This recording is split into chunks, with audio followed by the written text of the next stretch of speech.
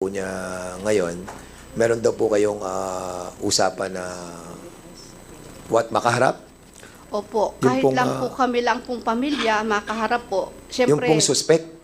yung pong witness, sir. Yung witness? Yung witness. May binigay po kasi sa akin dito, yung witness, tsaka yung picture po na tinuturo nila. Siyempre, sir, mayroon po ako dito sa laysay na dapat kong pirmahan na nakalagay po dito, sumasang-ayon po ako dun sa tao na witness po. Siyempre, ako po, gusto ko rin naman po yung talagang totoo, siya yung pirmahan ko po na totoo talaga yung tao na tinuturo. Siyempre, sir, ako po, naranasan ko na po yung may nakakulong na pamilya. Siyempre, may pamilya po to. Kung hindi po talaga sila. Kumbaga, sir, alam niyo po siguro kung anong damdamin ng isang pamilya, kung sila yung maturuan na hindi naman pala yung siya kanya talaga nagmula yung gano'n na pangyayari. Siyempre, sir, baka yung pamilya na yon, kamukha rin namin na magdusa ng ilang taon or hindi na makasama nila.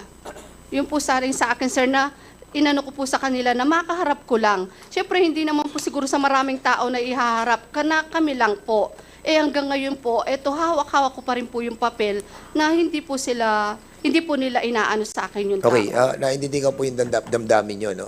Mrs. Lumbang, na sinasabi nyo because na experience nyo doon sa asawa nyo na nakulong siya.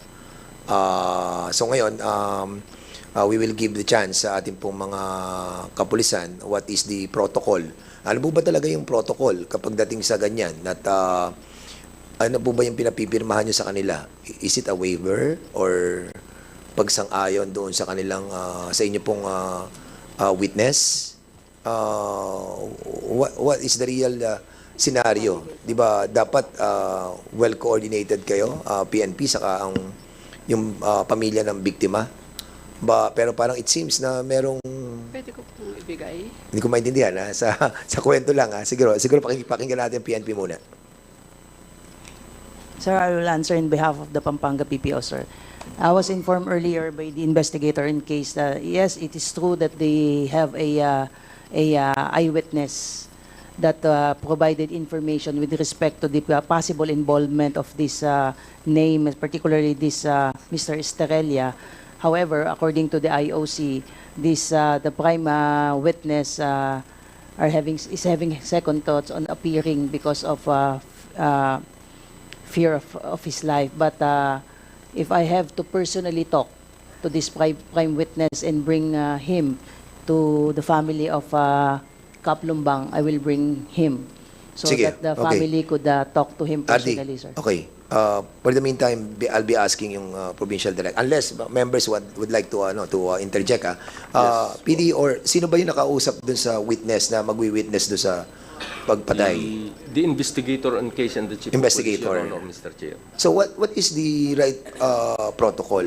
Ano ba ang tamang protocol dyan? Hindi naman kasi ako pulis. Yeah. Pag pumasok na dito si General ako, palagay ko malalaman ko kung paano. Pero ano ba talaga yung protocol pag ganyang meron kayong nakukuwang witness? Alam ko na siyempre nag-worry tayo doon sa buhay din ng witness. But considering that the family or the wife of the victim wanted to see kung sino magwi-witness, I think yung kanyang premise kanina, parang merong behind her mind, meron siyang something na parang bang sinasabi niya sa sarili niya na baka mangyari to sa witness na to na maging, well, I hope I'm wrong, pero parang bang sinasabi ni Konsehala Lumbang, baka mamaya mali yung ituturo ng witness. Am I correct? Ganun ba yung premise mo, Konsehala Lumbang? Opo, sir. Oh, yun. So, tama. So, yun yung pumasok sa isipan ko. So, now, ang tanong, what prevents you to let her talk to the witness? Actually, sir, pwede naman, sir, talaga, sir, na makausap niya yung witness. But based on the investigator on case nga, sir, is may natatakot daw po, sir, yung witness nila na humarap po kay Ma'am Lumbang. Oh. That is the reason why, Your Honor, Mr. Chair. Okay, sige. So hindi nyo pa rin nasasabi kay Mrs. Lumbang kung sino yung witness? Ang pangalan or basta ang ginagawa po ninyo, hindi nyo sinasabi identity ng Sir. witness, papipirmahan nyo lang sa kanila that this is that we have a witness. Ganun lang ba? Yes, based Or on wala the kayong sinasabing pangalan doon sa May- family? binigay daw po, sir. Binigay. Konsehal Lumbang, Ito you want to... po, ito nga po, dala-dala ko po siya.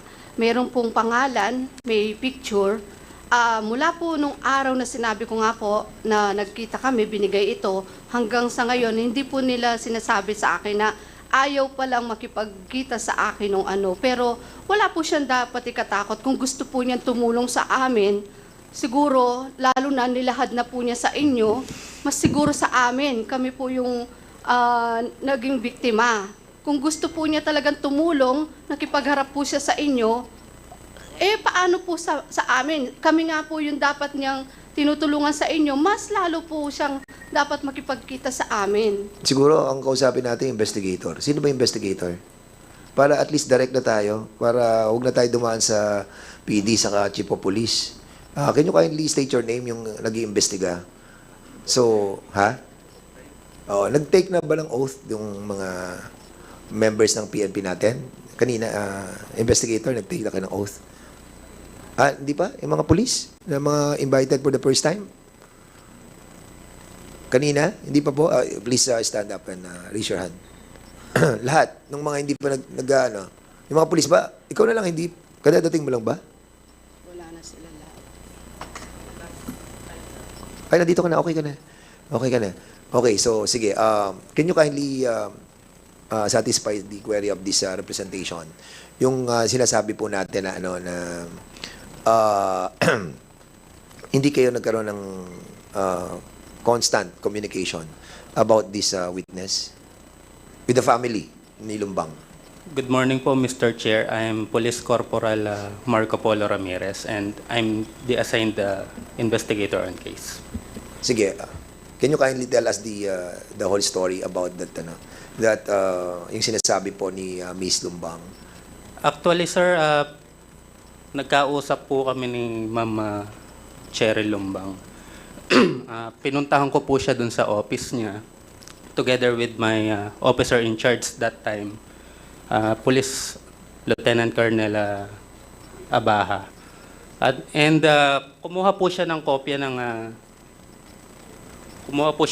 ng case folder, and sinabi po niya na gusto po niyang makausap muna yung witness, and sabi naman po namin is pwede naman po.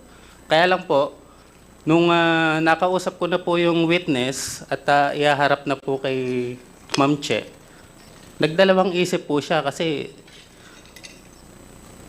sensitive po yung kaso, parang nangangamba po siya sa buhay po niya saka po sa pamilya niya.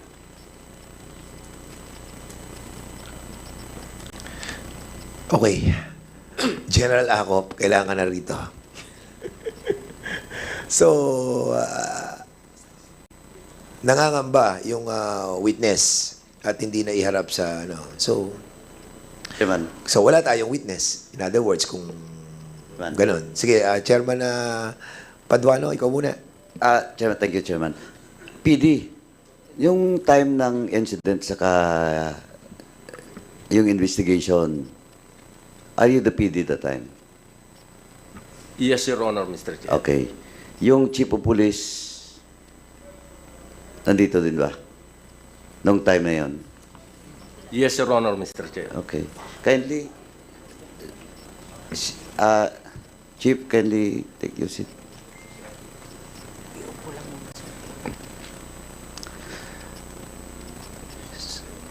So, PD, nung pangyayari, that was August 11, 2024,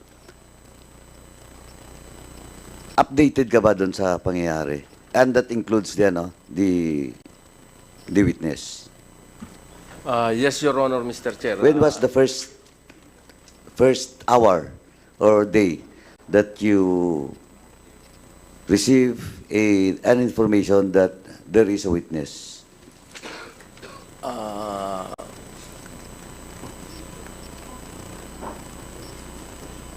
On mga month na, sir, mga October, sir. So, August yung pangyari, October. Sila, sir, Okay. nakakuha ng witness. Now, the municipal, the chief of police of Arayat. Colonel, have you taken your oath? Nakapag-oath na ba kayo? Opo, sir. Opo. Sige. Anyway, the incident happened on August 11, 2024. Kailan po lumabas yung witness? Sometimes October po. October na rin. So that was more than a month after the incident. Yes, sir. Opo. Okay. Now, ano ba tong witness natin? He volunteers or she volunteers? Voluntarily po. Voluntary. Ano siya, lalaki, babae? Lalaki po. Lalaki. So, he has direct knowledge of the incident. Yes, Your Honor po. So, nandun siya Yes, Your Honor po. nung binaril. Yes, Your Honor. Okay. Hindi nakamask yung ano? Hindi naman nakamask yung gunman. Hindi po, sir. Okay. So, based on your investigation, paano niya raw nakilala? Kilala niya ba personally yung gunman? Hindi po, sir. O so, paano niya na-identify na this person, eto yung gunman, dahil kilala ko siya, di ba? Kung mukha lang kasi, kung hindi niya naman kilala personally, hindi niya talaga malalaman kung sino pangalan nun. Paano niya nakilala? During the incident po. Hindi nga eh. Tinanong kita kung kilala niya personally, sabi mo hindi niya kilala. Paano niya nalaman na si Juan de la Cruz is the gunman? Nagkaroon po ng, ano, sir, yung sa Rock Gallery po. Sorry, sa? Nagpakita po kami ng mga... Rogue Gallery. Opo. So walang CCTV to ha? wala po. Wala. So, nung pinalabas yung Rogue Gallery, tinuro niya. Opo. So, voluntary siya, siya lang mag-isa. Opo. Wala siyang companion nung time na nangyari yung incident. Walang companion yung witness? Siya lang po. Siya lang. Saan ba nangyari to? Barangay Lakyos po, sir. Eh, di saan banda sa loob ng barangay hall? It happens inside the barangay hall po. O, di ang daming tao dun. Tama? Marami po, sir. O, so, ay yung witness ba taga Lakyos mismo? Hindi po, sir. Oh, but why he was there? During that time po, Sa barangay hall pa, during that time po, sir, meron po siyang basketball po. basketball ng Tournament po. tournament ng barangay? Basketball po. Opo, Ng barangay? barangay Lakyos. Opo. Oh, konsyal, sa barangay hall pala nangyari, maraming tao, but bakit po ang nag-witness, isang tao lang, hindi pa taga roon? Kaya yun nga po. Yun nga po. Oh, no. Okay, ma'am. So, yun yung isang question mo. Opo. Bakit? Opo. Diba? Tama. Okay. Now, Chief, RD, medyo ako, duda rin ako dyan. Kasi, with all those people that was present during that incident, isa lang yung nag-witness, hindi pa taga roon. And, coincidentally, he was there because may basketball game. But whatever it is, ang question nandun is, do you find it credible, Chief? O yung investigador? Mr. Chair, Your Honor, sir, I Yes, sir. understand, sir, the reservation of the family of the victim as well as the members of the Honorable Committee. And as I said earlier, sir, I will look into this personally if I have to talk personally to this witness to extract more information with respect to his possible knowledge in this case po. And I will report to you personally, sir. Thank you, RD. Yun ang dapat. This case should be reviewed. Kasi kahit ako, no, offhand, wala naman akong conclusion na yung witness niya is not credible because he might be the only one that has the courage to come out and to testify as a witness. But ang duda ko dito is he's not from that place. Second, marami palang tao barangay hall, bakit walang nag-testify o mag-witness doon mismo sa taga-barangay? And the person that was killed during the time is a barangay captain. Sigurado ako may mga staff doon. Di ba? Now, and the witness only volunteers more than a month after. Tapos tinanong kita, Chief, sabi mo, volunteer. Why did he volunteer anyway? Chief, why did he volunteer? Kasi nga po sir, nababothered siya doon sa nakita niya. Nababothered siya sa konsensya niya. Pero nababothered siya, then suddenly, umatras siya. Yun nga po sir, kasi nung una po na nakausap natin, nag-willing siya. And then itong as reported po, nagdadalawang isip po kasi natatakot na doon sa buhay niya at saka doon sa pamilya. So, Chairman Paduano, please lang, para madagdagan lang yung information that para magkaroon pa ng sustainability yung questioning mo. Kasi dito sa report that they have submitted to us just now, no? Ngayon lang, nakita ko, binasa ko, hindi lang isang witness pala yung lumabas. Dalawa. Andito ang pangalan, hindi ko na lang sasabihin yung pangalan ng witness, at meron pang isang witness din na lumabas. So, dalawa tong witness. Ang tanong ko lang sa, mag-interject lang ako, Praso. Pareho bang hindi taga ron? Taga-Lacyus yung, yung Lacyus yung dalawang witness. At before we proceed, I saw si Chairman, si Chairman Salceda. Sir, welcome. At sino pa isa? Yes, Chairman Joey Salceda. Sige, go ahead, po. May dalawang witness pala kayo dito. Pareho bang taga ron yung witnesses na nag-appear sa station nyo? Yung isa po, taga-ibang barangay. Ay, yung isa, hindi taga ron. Yes sir po. O yun, you can proceed, Chairman Paduano. For your information lang. thank you, Chairman. Chief, magkakilala ba tong dalawang witness? Kasi, tinanong kita kung why isa lang, then, incidentally, he was already there, pero hindi siya taga roon, bago may basketball tournament. Now, here comes, doon mismo sa report nyo, dalawa pala. Ang tanong ko lang, Chief, magkakilala ba to, yung dalawang witness? Hindi po sir. Hindi. Yes sir. So, sabay ba sila na nag-volunteer? Hindi po sir. When was that date that the first mentioned witness? Kailan po ba yung first witness na lumutang? Sometimes October po sir. Hindi, yung isa. November po naman po. So, October yung isa, November yung isa. Now, the affidavit that you have offered or shared to Councilor Lumbang was based on the affidavit of the first witness. Both po sir. Both. So, ma'am, kailan mo po natanggap yung Sir, November 19 po. Araw November po ng 19. session. Okay, so, most probably, if you cannot remember, Chief, it's prior to the November 19, yung affidavit ng isa. Yes, opo.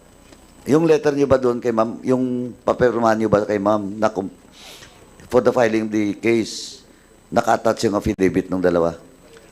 Duly attached po sir. Okay. Ganon din po yung sistema. Through Rogue Gallery din. O kilala niya yung personally. Yung second witness, kilala niya ba personally yung The same po sila. What is the same? Through Rogue Gallery po. Hindi. Pwede namang Rogue Gallery, pero kilala ng isa eh. Kasi kabilang barangay lang eh. Yung isa, hindi taga-taga roon eh. Kilala ba niya personally yung gunman? Hindi po sir. Yung second witness mo? Yes, Hindi. sir, opo. O what happened to the second witness? It so happened na nagtanong po sa kanya. Nagtanong po. Nagtanong? Nagtanong lang po sa kanya. Nagtanong yung gunman? Opo. Okay. Pero, tawag dito, nung insidente, nandun mismo siya. Nakita niya. Wala po siya doon. So that will be only corroborative. Opo. Just in case. Opo. Kasi wala naman siyang direct knowledge talaga doon sa actual na pangyari. Opo sir. Okay. So para mag-corroborate lang, di ba? Yung statement niya. Tama? Yes po sir. Okay. So yung isa ayaw humarap sa pamilya, yung isa paano yung isa? Yung mag-corroborate, hindi nyo ba hinarap kay konsihal at saka pamilya? Sir, wala na po akong naging ano doon kasi November 15 po, I was relieved from my post po. Okay, yung case, case officer.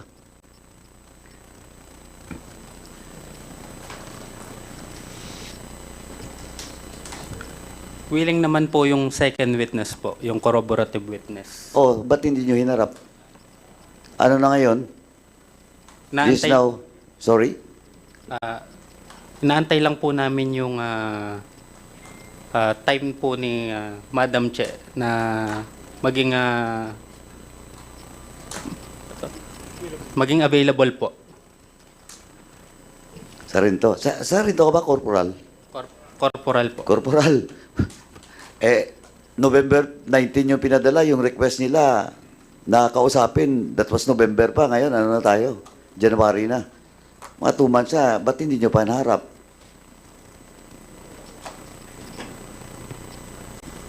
Pag po kasi, sir, kinokontak po namin si Madam Che. Lagi pong busy po siya sa trabaho po. Mr. Chair. Sige, Ah, Mrs. Lumbang, you are recognized. okay, sir. Sir, wala pong busy dahil alam naman po nila yung every Tuesday session po namin. Ngayon, meron pa pong tendency po na nangyayari na kumokontak po sila sa mga kasamahan ko na kung saan sinasabihan po na tulungan mo naman kami para papirma na kay konsehala yung salaysay, yung papel. Dapat po ba yun na kumontak sa ibang mga kasamahan ko para convince sila, para pirmahan ko daw po? Eh di po ba dapat personal ito? Eh kung binigay ko po doon sa tinawagan nila, tapos nakita na vulgar, lalo na sinasabihan po sa akin na sa atin muna itong papel, natural, alam ko naman po yun. Pero bakit sila nagtatawag ng mga kasamahan ko para convince ako, para pirmahan ko na itong mga papel? Pero alam naman po nila na every Tuesday, nandun lang po yung office, nag-a-attend po kami ng session. Yun lang, sir. Chairman? Anyway, si RD, though